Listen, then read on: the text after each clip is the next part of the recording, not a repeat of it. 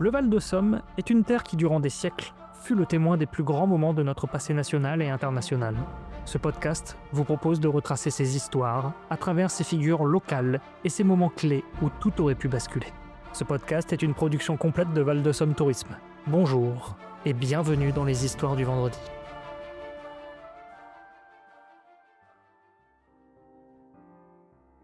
Le lieutenant-général John Monash est assis devant son bureau. Il griffonne énergiquement une feuille de papier à l'aide de son crayon de bois. Dehors, il fait encore nuit, mais bientôt le jour se lèvera. Les toutes premières lueurs se devinent déjà à travers la fenêtre. Dans la pièce où il a installé ses quartiers, il y a quelques semaines, le calme est presque déstabilisant. Difficile d'imaginer qu'à 20 km de là, le vacarme assourdissant des moteurs et des armes frappe sans relâche. Il a tout préparé minutieusement, semaine après semaine. L'idée même de cet assaut vient de lui. Chaque détail, chaque position, chaque mouvement avait été réglé jusqu'à la dernière minute. Et pourtant, maintenant, le temps semble s'étirer à l'infini. Le sort de l'assaut n'est plus entre ses mains, il ne reste plus qu'à attendre. Monash reporte son attention sur sa feuille. Il achève son croquis, assombrit les sourcils, souligne le nez, retravaille les ongles. Devant lui se dresse désormais le visage d'un soldat français, un poilu. Pour ce faire, il s'est inspiré du conducteur qui avait conduit la veille le Premier ministre Hughes à la conférence de Versailles. Lorsqu'une fois les ordres d'un commandant sont donnés, il ne lui reste plus grand-chose à faire, si ce n'est attendre et observer, et faire un petit croquis comme celui-ci permet de garder les nerfs calmes et stables, écrira-t-il dans la lettre envoyée le jour même à sa famille avec ce dessin. Soudain, des bruits de bottes atteignent ses oreilles. Elles font grincer le plancher qui mène à son bureau. Le rythme de la marche est soutenu, presque précipité. Un de ces hommes entre alors avec un papier. Des nouvelles provenant directement de l'EML. Déjà, tout s'est-il vraiment passé comme prévu ? Bienvenue dans ce podcast dédié à Sir John Monash, grand stratège de la Première Guerre mondiale. Quelques mois plus tôt, avait lieu l'offensive du printemps, menée par les Allemands afin de percer les lignes alliées. Celle-ci a connu quelques succès, mais elle n'est pas la bataille définitive espérée par le commandement. L'un des revers essuyés par les troupes du commandant Ludendorff est dû aux soldats australiens.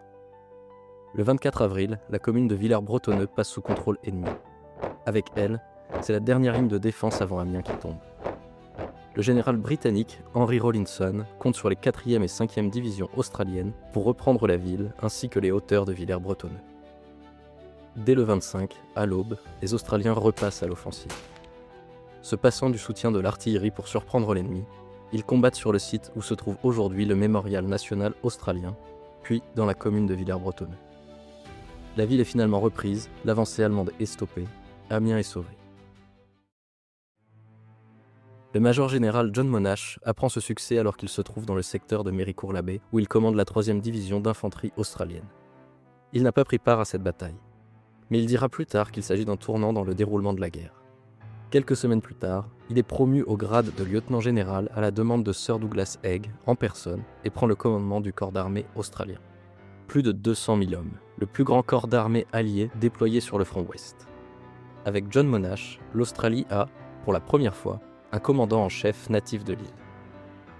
Ses origines prussiennes et sa religion juive ont fait s'élever des voix défavorables à sa nomination. Mais son expérience et ses faits d'armes lui ont assuré cette montée en grade. Au cours des mois de mai et juin, les Alliés constatent que l'avancée allemande s'est arrêtée. Monash écrit à sa femme qu'il a de bonnes raisons de croire que la crise est passée et que l'ennemi n'est plus en mesure de briser les lignes alliées. Il le sent, c'est à eux de passer à l'offensive. Bien que ces 2 mois soient relativement calmes, sur le terrain, les hommes de Monash continuent de se démarquer. Les troupes australiennes sont parmi les meilleures pour mener des combats de tranchées. Suite au déplacement des lignes, ils combattent sur un terrain plus propice à des coups de main. La végétation, notamment, permet de s'avancer plus discrètement vers les lignes ennemies. De petits groupes de soldats sortent des tranchées, se faufilent à travers le no man's land. Ils espèrent que la surprise évitera le combat. Les soldats savent qu'ils sont seulement une poignée d'hommes au milieu des lignes ennemies, mais leur audace paye. Ils ne se contentent pas de faire des prisonniers. Ils occupent les lignes et ne cessent de les faire progresser. Un peu plus chaque jour, les Australiens deviennent la hantise des Allemands, postés en première ligne. Depuis le château de Bertangle, le lieutenant-général Monash est au travail avec son état-major. Il planifie quelques assauts pour maintenir les Allemands sous pression, mais il n'est pas épargné par la vie politique qui se joue à Londres. Aux responsabilités de commandant du corps d'armée australien s'ajoutent les intrigues.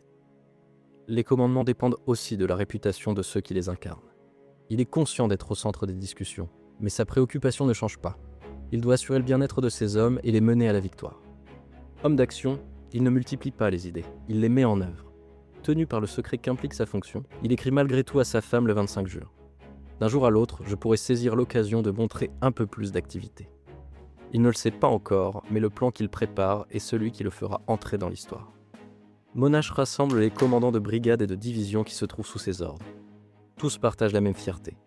Pour la première fois dans l'histoire du pays, chacun des hommes présents dans la pièce est australien. Tous ont l'expérience de la guerre. Ils ont connu les nombreuses batailles au cours desquelles de nombreux frères d'armes ont péri. Ils savent qu'un assaut majeur est prévu dans les semaines à venir, mais leur position actuelle ne leur convient pas. Si leurs hommes partent à l'offensive depuis les lignes qu'ils occupent, ils ne pourront pas progresser. Monash expose son plan. Il présente chaque détail de sa voix calme mais sûre. Comme toujours, chaque point a été longuement réfléchi. Le succès de la bataille dépend de la surprise. Elle doit être rapide et peu coûteuse en hommes. John Monash sait que son plan peut fonctionner, mais il sait aussi que si trop d'hommes tombent au combat, l'Australie ne pourra pas les remplacer. Les commandants australiens sont convaincus, ils doivent maintenant obtenir l'accord du commandant en chef. Sir Douglas Haig accepte. Il prépare une offensive majeure. Un tel assaut peut favoriser la réussite de celle-ci. Le plan est ambitieux. Monash est un innovateur. Il recommande une attaque de chars soutenue par l'infanterie, accompagnée de l'aviation. Haig donne son accord. La tactique est nouvelle et le temps presse. À l'arrière, tout est mis en œuvre pour préparer ceux qui seront sur le terrain. La première préoccupation du commandement est la bonne entente entre les différentes unités qui partiront à l'assaut. Comment s'assurer que chacun travaille de concert ? La solution est claire, les hommes doivent s'entraîner ensemble. Tankistes et soldats d'infanterie se rencontrent, discutent, échangent sur leurs méthodes et surtout apprennent à avancer conjointement. Tous les moyens sont mis en place pour préparer au mieux ces hommes. Des maquettes à grande échelle sont réalisées et présentées aux officiers. Grâce à elles, ils étudient le terrain. Chaque aspérité est étudiée, chaque point fortifié est relevé, et tous les nœuds de résistance identifiés. Toutes les unités qui prennent part au combat joueront un rôle capital. Toutes doivent remplir leur objectif, sans quoi la victoire est compromise. Monash a acquis une grande expérience. Il connaît et craint les conséquences d'un assaut raté. Les objectifs sont donc limités. Ces hommes n'ont pas à percer les lignes, ils doivent les capturer, les occuper et les consolider. En 90 minutes, l'ennemi doit être chassé de ses anciennes tranchées. Au matin du 4 juillet, le Hamel doit être libéré et ses hauteurs capturées. Monash connaît ses hommes. Ils n'ont cessé de démontrer leur bravoure et leur détermination. Les Australiens sont des combattants reconnus de chaque côté du No Man's Land. Cette fois, cependant, ils n'attaqueront pas seuls. Pour la première fois, les Américains vont s'élancer à leur côté. Au soir du 3 juillet, les ordres sont transmis. Les hommes sont en position. Chacun attend l'heure voulue pour l'assaut, plus que quelques heures. 2 heures du matin, les hommes en première ligne patientent dans la tranchée d'assaut. L'appréhension qui précède un assaut se fait ressentir à travers les rangs. Même les plus aguerris au combat ressentent cette angoisse. Tous se posent la même question. Verront-ils la fin de cette journée ? 3 heures, le bombardement commence. Le capitaine Lionel Gordon Short écrit. Soudain, à 3 heures précises, nos canons ouvrirent le feu par un tir de harcèlement sur chaque batterie ennemie. Une excitation intense mais contenue semblait se propager dans l'air. Puis, à 3h10, une ligne bondissante de flammes éclata sur les tranchées ennemies. Le spectacle était saisissant, écrasant. Le vacarme presque insupportable. Le barrage venait de s'abattre sur la première ligne. On éprouvait une profonde pitié pour les hommes pris sous ce feu, tout en sachant qu'il était notre salut. 3h10. Les hommes lancent l'assaut. Le plan minutieusement préparé se met en place. Les hommes avancent couverts par les chars Mark V. Les points fortifiés, ciblés par l'artillerie, sont pris grâce à la puissance des blindés et à l'audace des soldats sur le terrain. Le tir de barrage avance peu à peu sur les positions allemandes. Les fumées camouflent la vague d'assaut aux secondes lignes. Dans les airs, les avions multiplient les passages. Ils repèrent les positions, constatent l'avancée des troupes, harcèlent l'ennemi et larguent même des caisses de munitions afin de ravitailler les troupes au sol. Un à un, les objectifs tombent. Le plan australien semble sans faille. Le village de Le Hamel est pris, les bois environnants aussi. Alors que les premiers rayons du soleil éclairent le sommet de la colline qui surplombe le village, se démarquent des taches brunes qui avancent lentement jusqu'aux tranchées allemandes qui ont été aménagées. Ce sont les chars, entourés de l'infanterie, qui parviennent inexorablement aux dernières positions dont ils doivent s'emparer. Enfin, l'avancée s'arrête. Le barrage s'éloigne. Il est 4h43. Tous les objectifs sont pris. Les Australiens n'ont que 3 minutes de retard sur le plan initial. Vers leur ligne, ils voient les silhouettes de centaines de prisonniers allemands qui avancent. Ils ont perdu près de 1400 des leurs.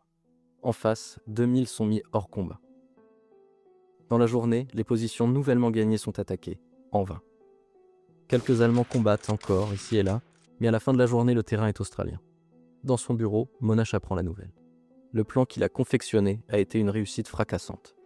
Il sait que la guerre n'est pas finie et que ses hommes devront à nouveau mener l'assaut. Cependant, leur maîtrise du combat vient de marquer un tournant dans le cours du conflit et leur bravoure vient de marquer l'histoire.